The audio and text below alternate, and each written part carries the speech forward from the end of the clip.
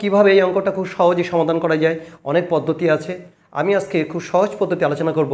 আমার মনে হয় এটা একবার যদি বুঝে নিতে পারো তাহলে কখনো ভুলবে না। একটি আয়তকার জমির ক্ষেত্রফল 500 বর্গমিটার এবং জমিটির দৈর্ঘ্য 3 মিটার কমালে এবং প্রস্থ 2 মিটার বাড়ালে জমিটি বর্গাকার হয়। জমির দৈর্ঘ্য ও প্রস্থ নির্ণয় করো।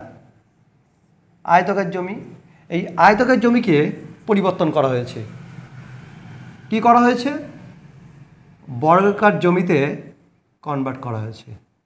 এই বর্গাকার জমির প্রত্যেকটা বাহুর দৈর্ঘ্য যদি তোমরা এক্স ধরে নাও, এক্স মিটার ধরে নাও, তাহলে বর্গাকার জমির প্রত্যেকটি বাহুর দৈর্ঘ্য যদি এক্স মিটার ধরে নাও, তাহলে আয়তকার জমির দৈর্ঘ্য প্রস্থ খুব সহজে নির্ণয় করতে পারবে। কেন? এখানে বলা আছে যে জমিটির দৈর্ঘ্য 3 মিটার কমানো হয়েছে। আয়তাকার জমির দৈর্ঘ্য 3 মিটার কমানো হয়েছে এবং প্রস্থ 2 মিটার বাড়ানো হয়েছে, ফলে একটা নতুন একটা বর্গাকার জমি তৈরি হয়েছে। সেই বর্গাকার জমির আমি প্রত্যেকটা বাহুর দৈর্ঘ্য এক্স মিটার ধরে নিয়েছি। এখানে দেখো জমিটির দৈর্ঘ্য, আয়তাকার জমির দৈর্ঘ্য 3 মিটার কমানো হয়েছে। তাহলে পূর্বে কত ছিল আয়তাকার জমির দৈর্ঘ্য? X plus 3 metre. দেখো এক্স প্লাস 3 থেকে যদি 3 যদি কমিয়ে দাও তাহলে এক্স মিটার পেয়ে যাবো। তাহলে পূর্বে আয়তাকার জমির দৈর্ঘ্য ছিল এক্স প্লাস 3 মিটার। একইভাবে প্রস্থ 2 মিটার বাড়ানো হয়েছে। তা 2 মিটার যদি বাড়ানো হয় তাহলে পূর্বে যে আয়তাকার জমির আর প্রস্থ হবে এক্স মাইনাস 2 মিটার। দেখো এক্স মাইনাস 2 সাথে যদি আমরা 2 যোগ করো তাহলে এক্স মিটার পেয়ে যাচ্ছি। তাহলে দৈর্ঘ্য হবে এক্স প্লাস 3 মিটার আর প্রস্থ হবে এক্স মাইনাস 2 মিটার। তাহলে আয়তাকার জমির ক্ষেত্রে ক্ষেত্রফল কি জানো? দৈর্ঘ্য গুণ প্রস্থ। ক্ষেত্রফলটা কী হবে?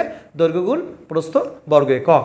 অর্থাৎ দৈর্ঘ্য হচ্ছে এক্স প্লাস 3 মিটার আর প্রস্থ হচ্ছে এক্স মাইনাস 2 মিটার। তাহলে এত বর্গ মিটার হলো ক্ষেত্রফল, কিন্তু কোশ্চেনে বলা আছে যে আয়তাকার জমির ক্ষেত্রফল 500 বর্গমিটার। কোশ্চেনে বলা আছে আয়তাকার জমির ক্ষেত্রফল 500 বর্গমিটার। তাহলে এটা ইকুয়াল টু 500 বর্গমিটার। এখন এখান থেকে তোমাদের এক্সের মান বের করতে হবে।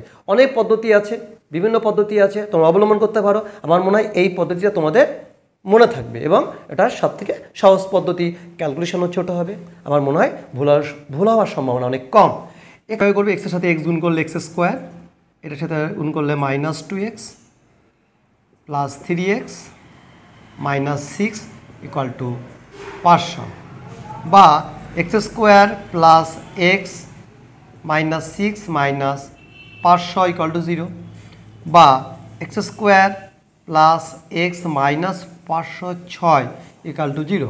এখানে দেখো এক্স স্কোয়ারের সহগ আছে 1 আর এক্স টু দি পাওয়ার 0 সহগ মাইনাস 506 মাইনাস 506।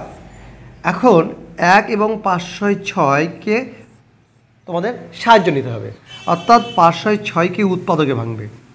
দেখো 2 দিয়ে ভাঙছি 2, 3 2 2 2 4, 5 2 10, 3 2 6, 11 2 22, 23 24 25, 3 33, 3 11 33।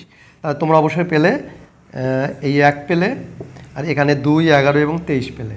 2 11 এবং 23 এটাকে সাহায্য নিয়ে এক্সের সহগ হচ্ছে 1 বানাতে হবে। দেখো 11 আর 2 গুণ করলে কত হয়? 11 দিয়ে 22, আর 1 এবং 23 গুণ করলে হয় 23।